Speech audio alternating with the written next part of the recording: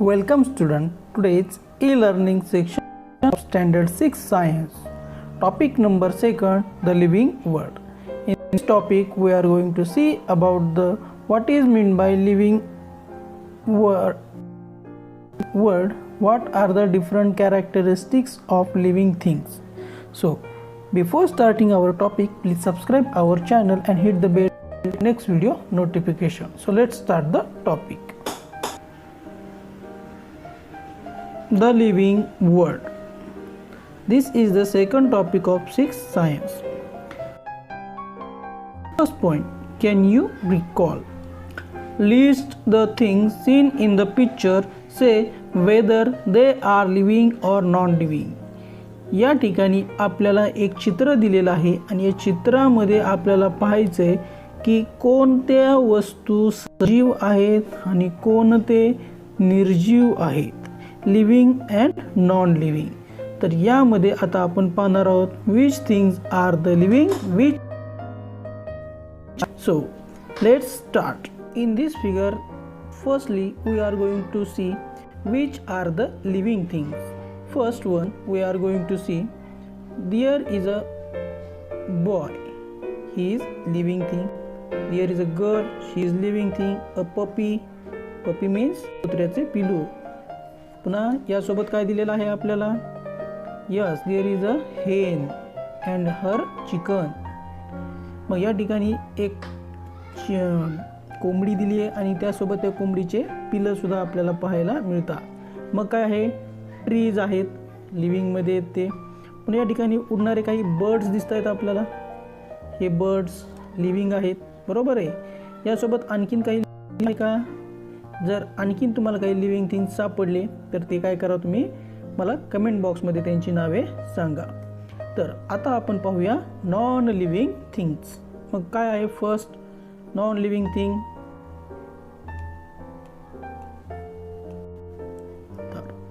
First one, here is a home. Home total is the non-living thing. Then bucket, then tap, then football, then kite, book, fan, lamp, cupboard. These all things are the non-living thing. Also sky.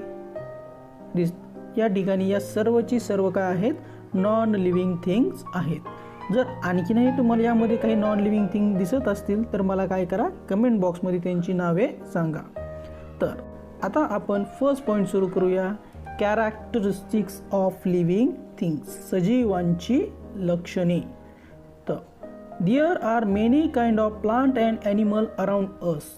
They show some similarities and some differences. Yet with the help of a certain feature we can tell that they are all living things. मग आपण आपल्या सभोवताली जर पाहिलं तर पाहिल्यावर काय लक्षात येतं? काही वस्तू सजीव आहेत, काही निर्जीव आहेत. मग सजीव कसे ओळखतो? तर काही विशिष्ट प्रकारचे त्यांच्यामध्ये काय असतात? गुणधर्म असतात, लक्षणं असतात. त्यांच्या आधारे आपण त्यांच्यामध्ये असणारा सारखेपणा, फरक यांचा वापर करून सांगू शकतो की काही वस्तू काय आहेत? सजीव आहेत किंवा काही निर्जीव आहेत. तर these features are not seen in non living thing. जे सजीवांमध्ये लक्षणे आहेत, लिव्हिंग थिंग मध्ये फीचर्स आहेत, ते नॉन लिव्हिंग थिंग म्हणजे निर्जीवामध्ये आपल्याला पाहायला मिळतात का? तर नाही. these features are not seen in the non living thing. such features are said to be the characteristics of living thing. आणि जे सजीवांमध्ये लक्षणे दिसतात त्या लक्षणांनाच म्हणतात कॅरेक्टरिस्टिक्स ऑफ लिव्हिंग थिंग. आणि त्या लक्षणांमुळे सजीवांना सजीव आपण म्हणत असतो. Let's study these characteristics. आता काय करूया आपण? ही सजीवांची कोणकोणती लक्षणं आहेत यांचा डिटेलमध्ये अभ्यास करणार आहोत. त्यापूर्वी आपण पाहूया can you tell what differences do we see between young one and the adult in the picture. या चित्रामध्ये तुम्हाला यंग वन दिसत आहेत, म्हणजे त्यांची पिलं आहेत, लहान मुलं वगैरे दिसत आहेत, बरोबर आहे. आणि त्यांच्या चित्रामध्ये हाय फर्स्ट, सेकंड, थर्ड आणि फोर्थ अशी 4 चित्र दाखवलेले आहेत. काय फरक दिसतोय आपल्याला यामध्ये? तर या ठिकाणी एक पपी आहे, चिकन आहे, स्मॉल बॉय आहे, त्यानंतर एक गर्ल आहे. बरोबर आहे. काही वर्षाचा कालावधी गेल्यानंतर काय झालेलं आहे, त्यांच्यामध्ये ग्रोथ झालेली आपल्याला पाहायला मिळते. काय आहे, a puppy is grown up and become a dog. एक पपीचं, कुत्र्याच्या पिल्ल्याचं कुत्र्यामध्ये रूपांतर झालेलं आहे. लहान मुलगा थोडासा मोठा झालेला आहे. ती लहान मुलगी जी होती तीही काय झालेली आहे, मोठी झालेली आहे. आणि पहिल्या चित्रामध्ये बघा, या ठिकाणी एक झाड दाखवलेले आहे ना, रोपटे. ते रोपटं आता काय झालेलं आहे, मोठं झालेलं तुम्हाला दिसून येतंय. बरोबर आहे. तर तिसऱ्या चित्रामध्ये पहा, आता या ठिकाणी तुम्हाला दिसतंय की यातला एक सजीव कमी झालेला आहे तिसऱ्या चित्रामध्ये. कोण? हे जे काही चिकन होतं त्याचा कॉक झाला. कॉकचं मात्र तो पुढच्या चित्रामध्ये दिसत नाही का? काय कारण असेल त्यामागचं ते मला तुम्ही कमेंट बॉक्समध्ये सांगा आणि याचं उत्तर तुम्हाला आपोआप मिळून जाणारच आहे. तर उत्तर मीच सांगतो तुम्हाला. तर cock life span become finish. त्या कॉकचा लाईफ स्पॅन काय झाला, संपला. कारण की बरोबर आहे ना, कारण की काही सजीव कमी जगतात, काही जास्त वर्ष जगतात. बरोबर आहे. तर मग तसंच या ठिकाणी तुम्हाला काय दिसतोय, आता हा कुत्रा पूर्णपणे मोठा झालेला तुम्हाला दिसून येतोय. The boy become adult main. तो लहान मुलगा किंवा मध्यम मुलगा जो होता आता मोठा माणूस झालाय. ती जी काही मुलगी होती बिकम अ वुमन. आता ती काय झालेली आहे, पूर्णपणे विकसित झालेली, वाढ झालेली स्त्री तयार झालेली आहे. असेच आणखीन काही वर्ष निघून गेले. बरोबर आहे. काही वर्षामध्ये काय दिसतं या ठिकाणी, you will never seen dog in the fourth picture. त्या चित्रामध्ये तुम्हाला डॉग दिसत नाहीये का? Because the life span of the dog is very less. त्याचं माणसांच्या तुलनेमध्ये लाईफ स्पॅन कसं आहे, खूप कमी आहे. मात्र तो अडल्ट बॉय काय झालेला आहे, ओल्ड वुमेन झालेला आहे, म्हातारा माणूस झालेला आहे, झालाय ना. आणि ती जी काही अडल्ट गर्ल होती ती काय झालेली आहे, ओल्ड वुमन झालेली आहे, म्हणजे स्त्री झालेली आहे. मात्र त्या ठिकाणी झाडाची वाढ मात्र कशी आहे, झालेली आणखीनच दिसते. बरोबर आहे. मग आता आणखीन काही वर्ष झाले तर हे दोघेही राहणार नाहीत, मात्र झाड काय होईल, राहील. आणि त्यामागचं काय कारण असेल, कारण की झाड, प्लांट्स काय होतात, बरेच वर्ष जगत असतात.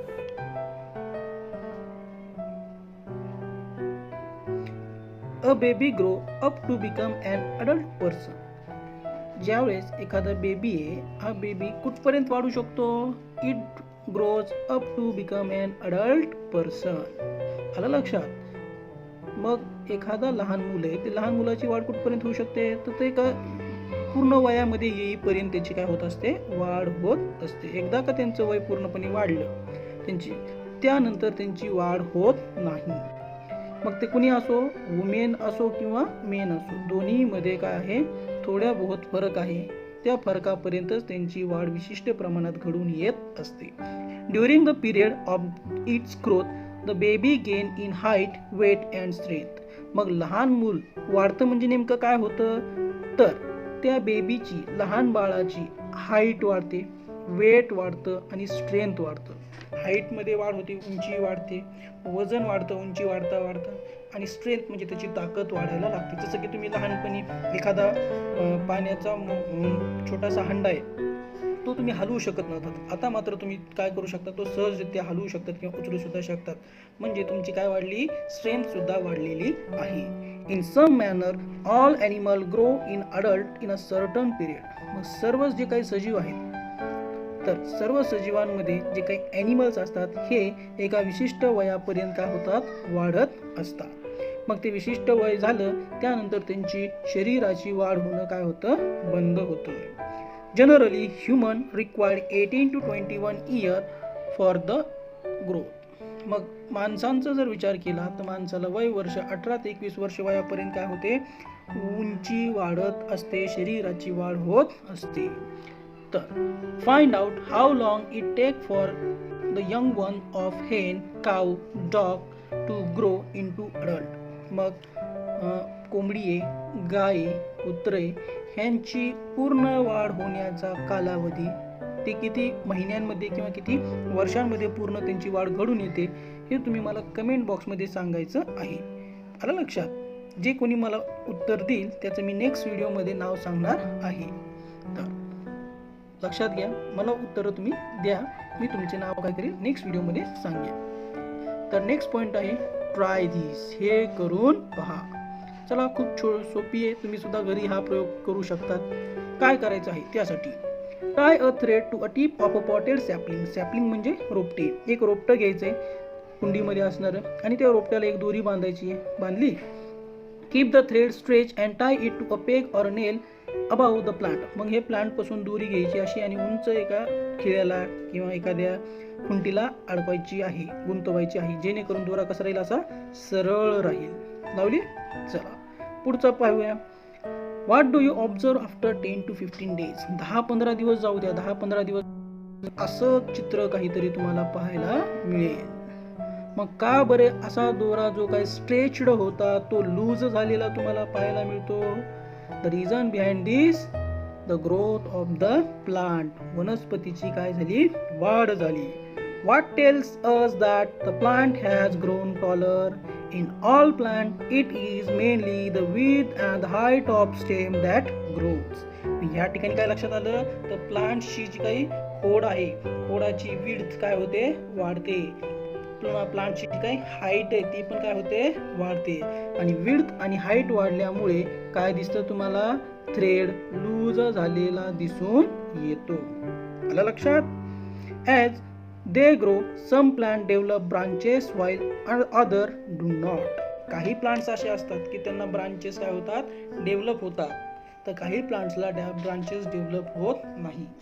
जसं की टॉडी पाल्म आहे, कोकोनट ट्री आहे, बॅम्बू ट्री आहे, ह्यांना अशा काही लांबलचक फांद्या असतात का, तर नाही. त्या तुलनेमध्ये मँगो आहे, बनियान आहे, यांच्यामध्ये लांब लांब फांद्या आपल्याला पाहायला मिळतात. In all plant, it is mainly the width and the height of the stem that grow. मग बऱ्याच वनस्पतींमध्ये हाईट वाढते, विड्थ फांद्यांची लांबी वाढते, काहींमध्ये फांद्या लांब वाढत नाही. Though all living things grow, animal grow only a certain period. म्हणजे सर्व प्राणी विशिष्ट वयाच्या कालावधीपर्यंत काय होतात, वाढतात. मात्र वनस्पतींमध्ये तसं तुम्हाला पाहायला मिळत नाही. In plant on the other hand grow as long as they live. मात्र प्राण्यांच्या तुलनेमध्ये वनस्पतींचा जर आपण विचार केला तर वनस्पती काय होत नाहीत, वनस्पती जोपर्यंत जिवंत असतात तोपर्यंत त्यांची काय होत असते, ग्रोथ होताना आपल्याला पाहायला मिळते. The growth of living thing occur from the within body, which means that all part of body. मग ग्रोथ होते म्हणजे नेमकं काय होतं, तर शरीरा अंतर्गत असणारे जे काही आपली हाडे असतात, जे काही आपल्या शरीरातली अंतर्गत भाग असतात, त्यांच्यामध्ये वाढ होती. आणि ते वाढलं म्हणून शरीर काय होतं, हाईट, विड्थ आणि स्ट्रेंथ मध्ये काय होत जातं, वाढत जातं. तर या ठिकाणी आपल्याला 2.4 फिगर मध्ये ग्रोथ ऑफ बनियान प्लांट अँड कोकोनट ट्री या ठिकाणी आपल्याला दाखवलेलं आहे. हे बनियान सॅपलिंग आहे आणि हे कोकोनट सॅपलिंग आहे. काही इयर्स गेल्यानंतर या ठिकाणी बनियान सॅपलिंग काय झाले, थोडं मोठं झालेलं आहे. कोकोनट सॅपलिंग सुद्धा काय झालेलं आहे, मोठं झालेलं आहे. तर आणखीन खूप काही वर्ष गेल्यानंतर काय दिसून येतं, you will see the growth occur, more growth occur in बनियान प्लांट. बनियान प्लांट मध्ये काय दिसते तुम्हाला, दिसून येते. मग ही कशी ग्रोथ आहे, तर यांची हाईट ही वाढलेली आहे आणि यांची विड्थ सुद्धा कशी आहे, जास्त आहे. मात्र ह्यांची हाईट त्यांच्यापेक्षा खूप जास्त आहे, मात्र विड्थ कशी आहे, खूपच कमी स्वरूपामध्ये आहे. म्हणजे त्यांचा जो काही डेरेदारपणा आहे तो काय असतो, कमी असतो. म्हणून या ठिकाणी जे काही बनियान प्लांट आहेत किंवा जे काही कोकोनट प्लांट आहेत ह्यांच्यामध्ये तुम्हाला फरक पाहायला मिळून येतो. यांच्यामध्ये आणखीनही फरक आहेत जे की तुम्हाला 7th स्टँडर्डमध्ये शिकायची आहेत. मग यावरून आपण नेक्स्ट पॉईंट पाहूया, यूज युअर ब्रेन पॉवर. आता विचारले, what difference do you see in the growth of tree like mango, banyan, peepal and that of the bamboo, coconut and toddy palm. या ठिकाणी तुम्हाला प्रश्न विचारलाय की मँगो असो, बनियान असो, टाडी पाल्म असो, या वेगवेगळ्या स्वरूपाच्या काही वनस्पती आहेत ह्यांच्यामध्ये आपल्याला काय आहे, फरक सांगायचा आहे. तर फरक तुम्हाला आत्ताच सांगितलेला आहे. मँगो असो, बनियान असो, पीपल असो, हे कशी आहेत, कॅनॉपी आहेत. कॅनॉपी म्हणजे डेरेदार, एखादं मडकं आहे. समजा हे असं मडकं आहे, हे मडक्याच्या आकारासारखे दिसतात ना, अशी ही मडकं हे असं मडक्याच्या आकारासारखे तुम्हाला दिसतात, म्हणजे म्हणतात कॅनॉपी. कॅनॉपी म्हणजे डेरेदार. तर यांच्या ब्रांचेस डेव्हलप झाले दूरपर्यंत, फांद्या काय होतात अशा दूर गेलेल्या आहेत. मात्र तुम्हाला कोकोनट असेल, टाडी पाल्म असेल, बॅम्बू ट्री असेल, यांच्यामध्ये अशा तुम्हाला लांब फांद्या झालेल्या दिसणार नाही किंवा ते कॅनॉपी स्वरूपाचे नाही. आलं लक्षात? Now we are going to see the next point. Food is necessary for the growth. वनस्पतींच्या वाढीसाठी कशाची गरज असते?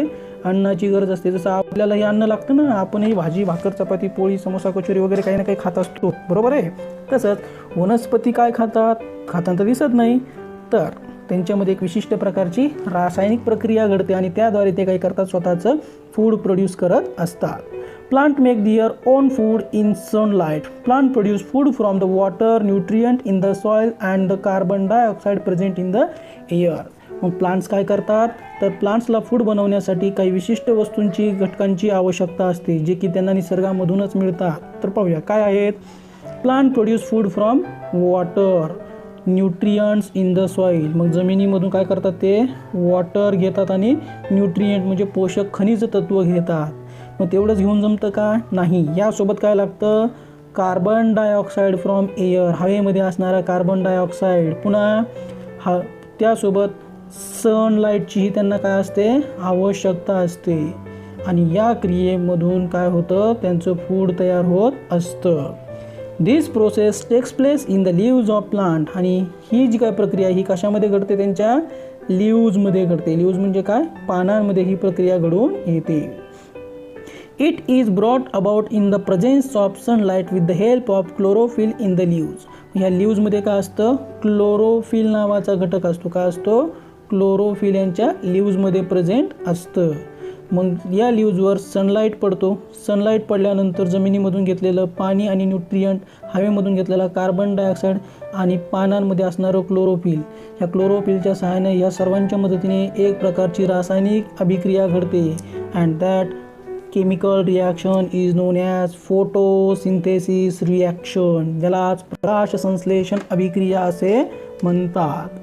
This process of food production is called photosynthesis. During this process, plant gives out oxygen and plant appear mainly green in color due to the chlorophyll in them. या प्रक्रियेमधून तयार होऊन बाहेर पडणारा जो काही वायू असतो त्याचं नाव असतं ऑक्सिजन. आणि म्हणून आपल्याला जास्त झाडे लावा म्हणतात. काय कारण आहे त्यामागचं, जास्त झाडे लावतात ते जास्तीत जास्त काय होईल, हवेमध्ये ऑक्सिजन वनस्पतींद्वारे सोडला जाईल. आलं लक्षात? मग पानांमध्ये जो काही हिरवा रंग असतो त्या हिरव्या रंगाला काय म्हणतात, क्लोरोफिल, हरित लवक असे त्यांना म्हणतात. तर या पद्धतीने प्लांट्स काय करतात, स्वतःचं फूड स्वतः प्रोड्यूस करत असतात. या ठिकाणी 4 चित्र दाखवलेत. वेगवेगळे लिव्हिंग थिंग्स, ॲनिमल्स कशा प्रकारे स्वतःचं अन्न काय करतात, मिळवतात या ठिकाणी चित्रात आपल्याला दिसतं. Animal however do not have chlorophyll. मग आपल्यामध्ये क्लोरोफिल आहे का? जर आपल्यामध्ये क्लोरोफिल असतं तर आपण काय केलं असतं, मस्तपैकी पाणी पिलो असतो आणि उन्हामध्ये जाऊन बसलो असतो. आपल्याला काही कामधंदे करायची काही गरज पडली नसती, कमवायचीच गरज पडली नसती. आपण आयतच काय केलं असतं, उन्हामध्ये बसून फोटोसिंथेसिस करत बसलो असतो. म्हणजे आपल्यामध्ये ग्रीन कलर नाही आहे, आपल्यामध्ये क्लोरोफिल. आपण आपलं फूड काय करतो, प्लांट्स किंवा इतर ॲनिमलपासून काय करतो, मिळवतो. Animal however do not have a chlorophyll, they do not produce their own food. प्लांट्समध्ये जसं क्लोरोफिल असतं तसं ॲनिमलमध्ये क्लोरोफिल, त्यामुळे ॲनिमल स्वतःचं फूड स्वतः प्रोड्यूस करू शकत नाही. आपण बनवतो तर आपण आपलं, म्हणजे आपण काय करतो, निसर्गामधले घटक घेऊन घरी आणून बनवतो. They for the food. Plant, animal काय करतात, अन्न शोधतात, घेतात आणि मग स्वतःला मिळवतात. Animals such as goat, sheep, horse eat grass. जसं की गाई, म्हशी, शेळ्या यासारखे प्राणी काय करतात, घोडे ग्रास खातात. Wild animals such as tiger and lion meet their need for food by hunting other animal which life on plant. मग वनस्पतींना खाणारे जे काही प्राणी आहेत त्या प्राण्यांद्वारे काय करतात, जे काही जंगली प्राणी वाघ आहे, सिंह आहे, कोल्हा आहे, लांडगा यासारखे प्राणी काय करतात, शिकार करतात आणि स्वतःचा अन्न मिळवतात. म्हणजे अशा प्रकारे लिव्हिंग थिंग्समध्ये काय होते, ग्रोथ कशी होते हे आपण आता पाहिलेलं आहे. मीन्स या ठिकाणी लिव्हिंग थिंगमध्ये फर्स्ट कॅरेक्टरिस्टिक्स आपण शिकलो. काय, intake of food and the resultant growth is an important characteristics of living thing. अन्न ग्रहण करणे, शरीराची वाढ घडवून आणणे हे सजीवांचं एक लक्षण आहे. This is the characteristic of living thing. तर विद्यार्थी मित्र हो, आपण फर्स्ट कॅरेक्टरिस्टिक्स पाहिलेली आहे. आता आपण उरलेल्या आणखीन काही कॅरेक्टरिस्टिक्स आहेत ते आपण नेक्स्ट पाहूया. मला वाटतं तुम्हाला हा व्हिडिओ नक्कीच आवडला असेल आणि जर आवडला असेल तर काय करा, लाईक करा, मला कमेंट करून सांगा जे काय मी प्रश्न तुम्हाला विचारले त्याची उत्तरं आणि आणखीन काय अडचणी आल्या असतील तेही मला तुम्ही कमेंट करून काय करू शकता, विचारू शकता. Thank you for watching.